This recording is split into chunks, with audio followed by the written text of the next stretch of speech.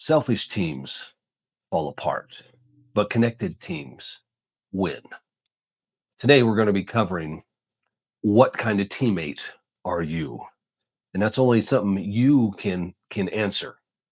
Are you a good teammate if your teammate was given, if all your teammates, not just one, sometimes you can have one good teammate, but if all the people on your team were interviewed and they asked, whatever your name is, what is he like as a teammate? What would they say about you? Well, hopefully I can help you with that today. We're going to go into what it is to be a good teammate. So being a good teammate, don't just play, they lift. They don't just they're in a game, they're encouraging and they sacrifice. A good teammate sacrifices, a good teammate stays dependable and makes others better. I think I'm a Broncos fan, so Peyton Manning always made other people better. And because of that, he had good teams. And everywhere he went, he was on a good team. And it's because he made other people better. So let's go to the next slide here. And here's a question you need to ask yourself. Can you be trusted? Can your team trust in you? Can they? Can they trust in you to show up ready, to be positive, to work hard, to do your role? I mean, talent gets attention, but trust gets leadership and builds championship teams. So are you the person that they can trust? Are they a teammate that will put their trust in you? And again, these are questions only you can answer, really. Or you can go to your teammate and say, hey buddy, what do you think of me as a teammate? That would take a lot of humility. And to have real good teams, anytime you see a team winning, anytime you see a culture of a winning program, they trust in each other, they love each other, they'll battle for each other, and that's why this is so important.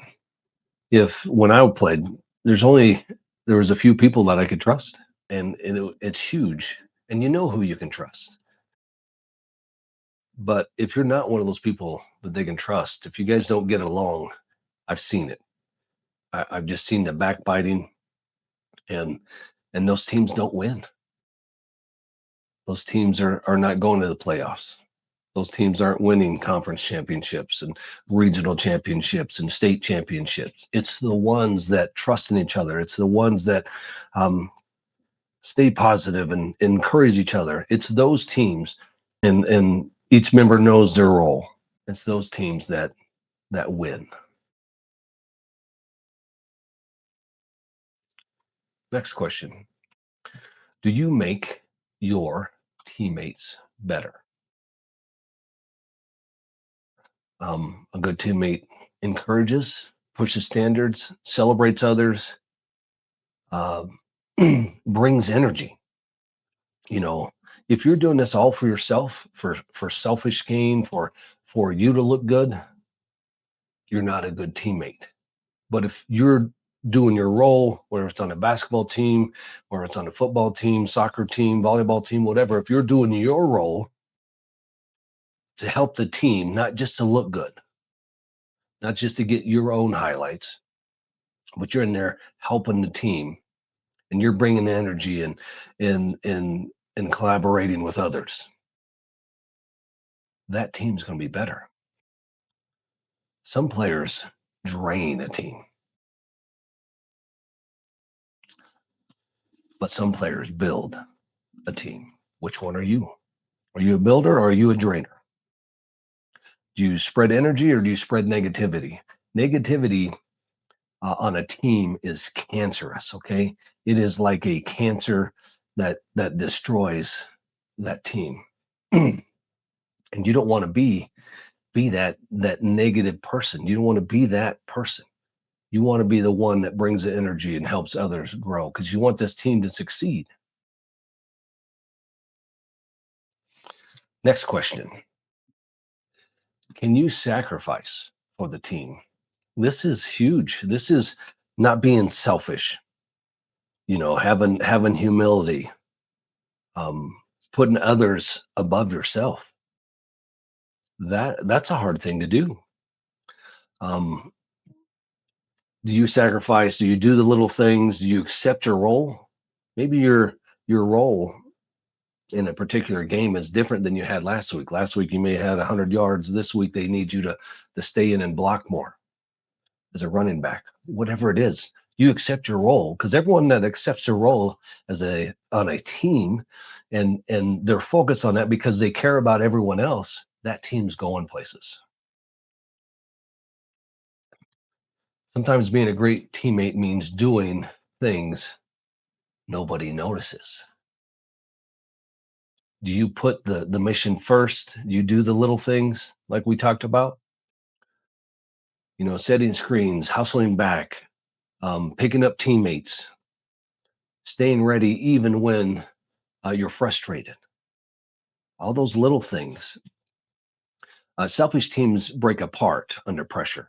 Oh, I've seen that. Selfish teams break apart under pressure. But connected teams stay together and they thrive under pressure. When it gets hard, they lean on each other and they thrive. Here at Bootcamp Mindset, we're trying to install discipline, accountability, encouragement, and team culture. I'm coming up with a 21-day course. And if you're interested, reply below, say I'm interested. A 21-day course that will change you as a teammate. That's one of the things that's on there.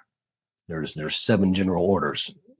If you want the 7 general orders, I'll send those to you.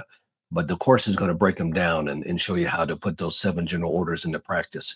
I'll have a link down below to where I will send you the 7 general orders. And we're getting this from the military. Bootcamp Mindset is getting your mind right to play sports, to be a good teammate, discipline, team culture, encouragement, accountability. In bootcamp, nobody succeeds alone. Everyone depends on each other. You have to. In the military, you have to depend on each other. And that's how great teams work as well. A great team isn't a perfect team, but they are dependable and depend on each other. Next,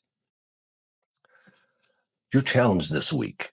Okay, I want to challenge you. I want to end with a good challenge. Encourage 3 teammates. Stop. Okay, stop complaining.